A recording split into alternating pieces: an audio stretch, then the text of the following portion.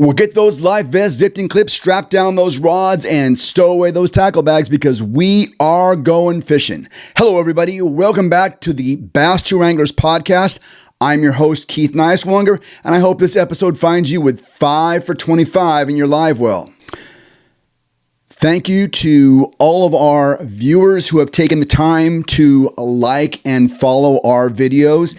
And I especially appreciate the comments that you've left. We're trying to make this channel the best it can be, and your comments mean a lot to us. Today, we are talking about the all-important 1-2 punch that you need to have for your summer day of bass fishing. First of all, if you're anything like me, then the first rods that you rig are going to be topwater rods. Notice how I said rods with an S because I'm going to rig up a whole bunch of topwater rods. Topwater is everyone's favorite. There's something about that beautiful violence that comes along with a vicious topwater strike. I think we can all agree that has got to be at the top of our list of throwing lures to catch bass. Now, of course, we don't always catch them on topwater, but if we have our way out there on the water, we're going to be catching them on topwater. So, like I said, the first rods that we're going to rig up are going to be our topwater rods. I'm going to have a popping topwater bait. I'm going to have a walking topwater bait. I'm probably going to have a buzz bait tied on and at least one kind of frog topwater bait tied on. You see where the emphasis is? It's there in our fantasy. It's what that perfect day of fishing is going to look like. Yes, lots of fish on topwater presentations. A lot of wishful thinking, right? Well, right after you finish rigging all your topwater rods, after you've tied on every topwater rod and bait that you can imagine, the next thing you need to do is get your follow-up presentation ready. This is where it becomes a 1-2 punch or a 1-2 attack, so to speak. And this is where I come up with this 1-2 punch format that is important. It's not just enough to have your topwater rods rigged. You got to have the follow-up bait ready to go.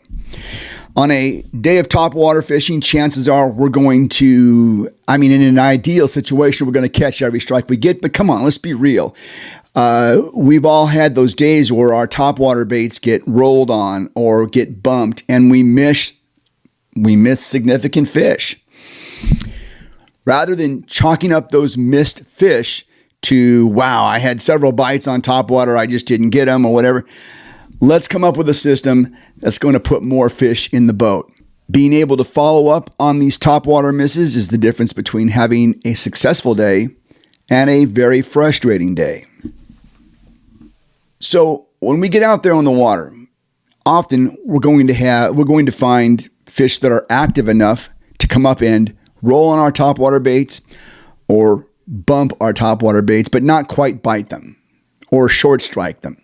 Okay? The key term here is being active enough. These fish were active enough to leave whatever cover they were hiding behind to come up and aggressively explore. How about we call it that? Aggressively explore our presentation, but at the last nanosecond, turn away and miss, causing a boil, causing a blow up, causing our heart rates to get way, way up there because we missed the fish. Following up that topwater blow up with a subtle presentation will allow you to put extra fish in the boat. My favorite follow-up presentation is a wacky rigged stick bait, a Senko, or a weightless fluke. These are both super finesse, subtle presentations that if you can get these baits pitched back to where the blowup occurred quickly enough, you got a great chance at catching these fish. If you can reel in that topwater bait after a missed blowup, pick up your subtle presentation, cast right back in there, you've got a pretty good chance of catching those fish.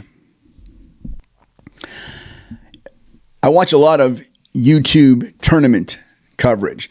Not just Major League Fishing, not just BASS, but I have quite a few YouTubers, as I'm sure you do, that I like to watch who produce tournament footage. And this particular sequence that I got from R. Riley's YouTube page. Thank you, R. Riley.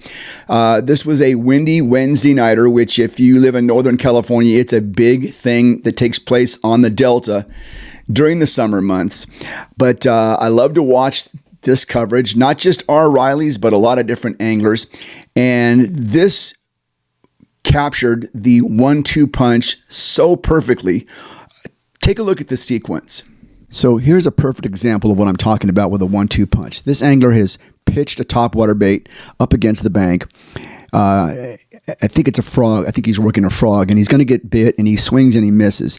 Without missing a beat, he reaches down and picks up his follow-up rod, casts back, and what would have been a missed opportunity, what would have been a fish, oh, well, I missed it on a topwater bait, becomes a catch. And this is a good fish. This fish is probably close to 3 pounds, and it's going to go in the live well instead of just being one more missed opportunity. I really think this is perfect. Now, in this replay, I'm going to slow this down because I want you to watch the transfer. This guy clearly has a follow-up bait ready to go. He misses it, and he's not going to reach down to that stack of rods on his deck. He's going to reach down and pick up a rod that is literally on the edge of the boat. It's right there for him because he knows he's going to get these blow-ups and these misses. Without missing a beat, he comes up with a different rod. Looks like he's got a Senko on that. He's going to turn right around and flip back into that spot, and he's going to catch the fish. That transfer is priceless. I mean, that's as good as any professional angler can do right there. Clearly, being prepared is the key in this situation.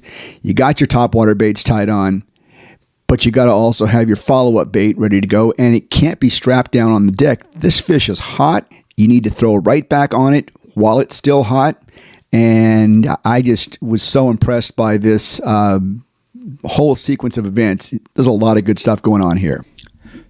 Special thanks to our partners who make this podcast possible.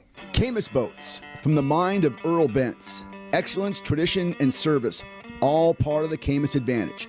On the water perfection. This is your next boat. Build your next boat at camusboats.com.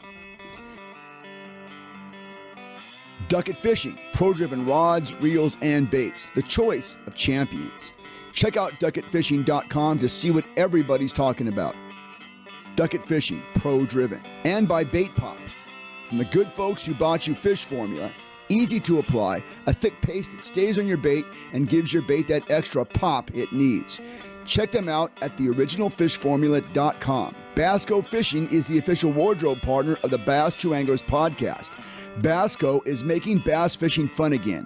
Check them out at bascofishing.com. If you like the content we produce on this channel, please hit the subscribe button. Tell them, Larry. Get her done. We try to do a lot of different things on our YouTube channel. Whenever I can pass along a fishing tip, I'm all about that.